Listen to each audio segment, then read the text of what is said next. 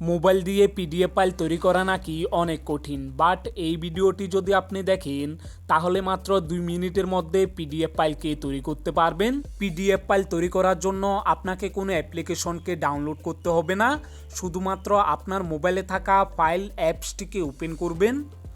Open করার পর এখানে নিচে থাকা ইমেজ অপশানে ক্লিক করবেন। ইমেজ অপশানে ক্লিক করলে আপনার ফোনের যতগুলি ফটো রয়েছে সবগুলি ফটো এখানে শো করবে। বন্ধুরা, এখানে আপনি যে ফটো কিংবা ডকুমেন্টকে পিডিএফ ফাইলে কনভার্ট করতে চান, প্রথমে ওই ফটোটিকে সিলেক্ট করবেন। সিলেক্ট করার পর এখানে নিচে দেখতে পাবেন সেন্ড আইকন। সিম্পলি এই সেন্ড আইকনে ক্লিক করবেন। সেন্ড আইকনে ক্লিক করলে আপনাদের সামনে কিছু অপশান শো করবে। বন্ধুরা, এর মধ্য থেকে আপনাদেরকে ডিফল্ট প্রিন্ট সার্ভিস অপশানে ক্লিক করতে হবে। ক্লিক করলে আপনাদের সামনে ফটোটি শো করবে। বন্ধুরা, এখানে আপনাকে যে কাজটি করতে হবে, একেবারে উপরে ডান পাশে থাকা সেভ অপশানে ক্লিক করতে হবে।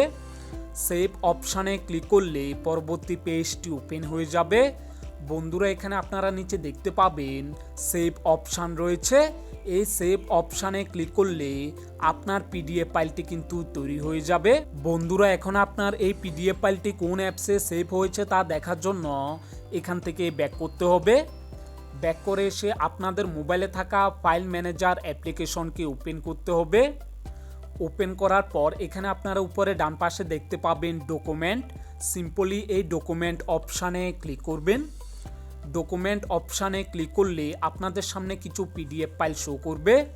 বন্ধুরা, এখানে আপনাকে একেবারে উপরে থাকা পিডিএফে ক্লিক করতে হবে। ক্লিক করার পর এখানে নিচে থাকা পিডিএফ আইকনে ক্লিক করবেন। ক্লিক করলে আপনাদের সামনে সেই ফটোটি শো করবে। তো বন্ধুরা, এই পদ্ধতি যদি আপনারা ব্যবহার করেন তাহলে যে কোনো ফটো কিংবা ডকুমেন্টকে পিডিএফ ফাইলে কনভার্ট করে নিতে পারবেন। তো বন্ধুরা, ভিডিওটি যদি আপনাদের কাছে হেল্পফুল হয়ে থাকে তাহলে কমেন্ট করে অবশ্যই জানাবেন। আর চ্যানেলটিতে যদি নতুন হয়ে থাকেন চ্যানেলটিকে অবশ্যই সাবস্ক্রাইব করবেন।